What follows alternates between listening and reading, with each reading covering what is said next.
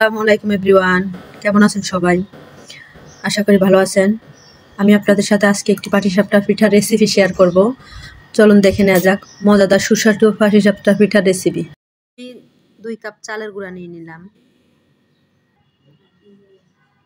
1 cup দুধ দিলাম, গুঁড়ো দুধ, 1 চা চামচ লবণ দিয়ে ভালোভাবে মিক্স করে নিলাম। তারপর আগে থেকে জাল করে রাখা খেজুরের গুড়টাকে দিয়ে দিলাম, দিয়ে ব্যাটারটা তৈরি করে নিলাম। এরপর আমরা ক্ষীরটা তৈরি করে নিলাম। ফ্যানের দুধ দিয়ে দিলাম, 250 গ্রাম দুধ দিলাম। তারপর হাফ চা চামচ লবণ দিলাম, 1 কাপ চিনি দিলাম, দিয়ে দুধটা বলক আসা পর্যন্ত অপেক্ষা করব। দুধটা বলক এসে গেলে অল্প পানিতে গুলিয়ে রাখা হাফ কাপ সুজি দিয়ে দিব। সুজিটা গুলিয়ে নিলে ভালো হয়। বলক আসা দুধের সাথে সুজিটাকে দিয়ে দিলাম। তারপর সুজিটাকে ভালোভাবে নাড়তে হবে, ভালোভাবে নেড়ে সুজিটা হওয়া পর্যন্ত অপেক্ষা করতে হবে। দেখেন সুজিটা হয়ে গেছে। এখন আমি পিঠাটা বানিয়ে নেব।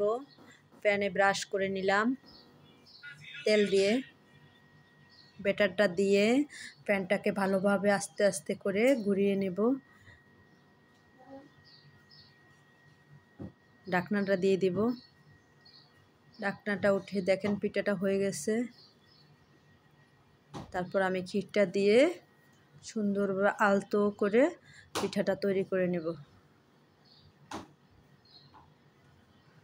দেখেন কত সুন্দর পিঠা হয়ে গেছে, মজাদার সুস্বাদু পাটিসাপটা পিঠা। একই নিয়মে আমি আরেকটা পিঠা তৈরি করে নিব।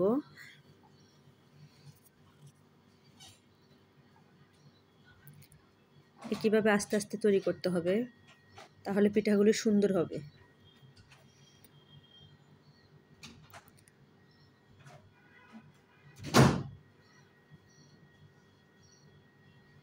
পিঠার তৈরি করা শেষ। দেখেন পিঠাটা কত সুন্দর স্মুথ হয়েছে, কত সুন্দর আসছে, দেখতে পাচ্ছেন কত সুন্দর হয়েছে পিঠাটা।